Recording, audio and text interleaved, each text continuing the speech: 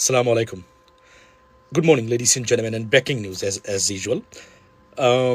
সেটা হলো যে মার্কিন যুক্তরাষ্ট্র এবং ইরানের মধ্যে যে শান্তি আলোচনা বা যুদ্ধবন্ধের আলোচনা যদি বলি আমরা, পাকিস্তানের মধ্যস্থতায় সেটার শেষ খবর আসছে এখন এই মুহূর্তে। একটু আগে মার্কিন ভাইস প্রেসিডেন্ট জেডি ভান্স উনি সংবাদ সম্মেলন করেছেন, সেখানে বলেছেন যে ইরান এবং যুক্তরাষ্ট্রের মধ্যকার এই শান্তি বা যুদ্ধবন্ধের আলোচনায় বা পিস টক নামে যারা পরিচিত, সেখানে কোনো সিদ্ধান্তে তারা পৌঁছতে পারেন নাই।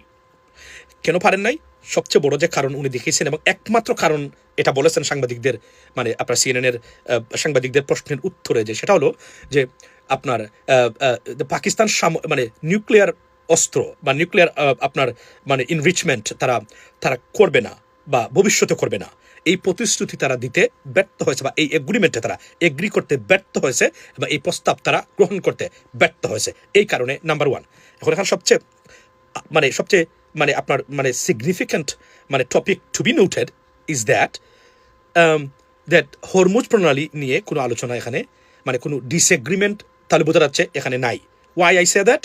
এটা না যে আমাকে কেউ বলেছে, এই কারণে বললাম যেহেতু উনি একটি মাত্র কারণ উনি দেখিয়েছেন, আপনার go and check the video, একটি মাত্র কারণ দেখিয়েছেন। এই কারণে উনি মনে করেন যে মানে এটা আলোচনায় তারা সিদ্ধান্তে পৌঁছতে পারেন নাই। তাহলে আমি ধরে নিচ্ছি যে হরমুজ প্রণালী নিয়ে দুই পক্ষের ভিতরে একটা মানে আন্ডারস্ট্যান্ডিং হয়েছে, না হলে নিশ্চয়ই এটা বলতেন, অথবা উনি রেখেছেন এটা লেস ইম্পর্টেন্ট উনি মনে করেন। আমার কাছে মনে হয় না এটা লেস ইম্পর্টেন্ট, কারণ হরমুজ যার যুদ্ধ তার, এটাই মানে প্রথম থেকে বলে আসছি এবং এখন পর্যন্ত তাই হচ্ছে।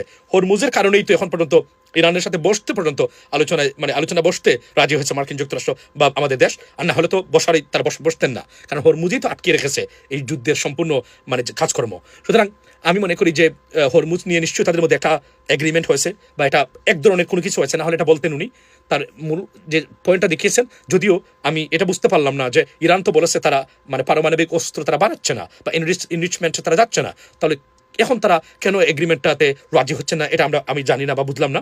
তবে উনি বলেন নাই যে সব কিছু শেষ হয়ে গেছে। উনি বলেছেন we left the proposal to the Iranians, এবং তারা এখন দেখবে, তারা এটা বুঝবে এবং তারা আলোচনা করে সিদ্ধান্ত নেবে। এর মানে হচ্ছে there is a hope, still there is a hope, অর্থাৎ এখনো আলোচনা আছে, আসলে এর বিকল্পই বাকি।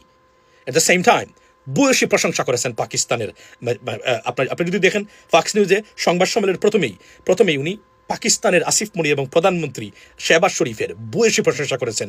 On the other hand Bharat এই বিষয়ে ভারতে খান্নার রোল, ভারতীয় মিডিয়া নরেন্দ্র মোদীকে দুইয়ে দিচ্ছে। যদিও ভারত কেন এখানে এই কাজ করেছে, শয়তানিটা কোন জায়গায়, এটা অন্য বিষয়ে অন্য সময় ভিডিওতে দু একদিনের ভিতরে আলোচনা করব। কতটা শয়তান মাইন্ডের হলে এই কাজগুলা মানে তারা এই চিন্তা চেতনা তারা করতে পারে, এটা আলোচনা হবে পরে ইনশাল্লাহ। ভালো থাকবেন। শেষ খবর পাওয়া পর্যন্ত লেডিস এন্ড জেন্টলম্যান, সেটা হলো যে কোনো এগ্রিমেন্টে পৌঁছান নাই তারা, but it doesn't mean there be no agreement. Could be, but it could take time, because এই বিষয়গুলাতে এই জটিল এবং পৃথিবীর সবচেয়ে কঠিন এবং ক্রাইসিস এই সংকটের মানে একটা আলোচনায় এটা শেষ হওয়ার কথা না।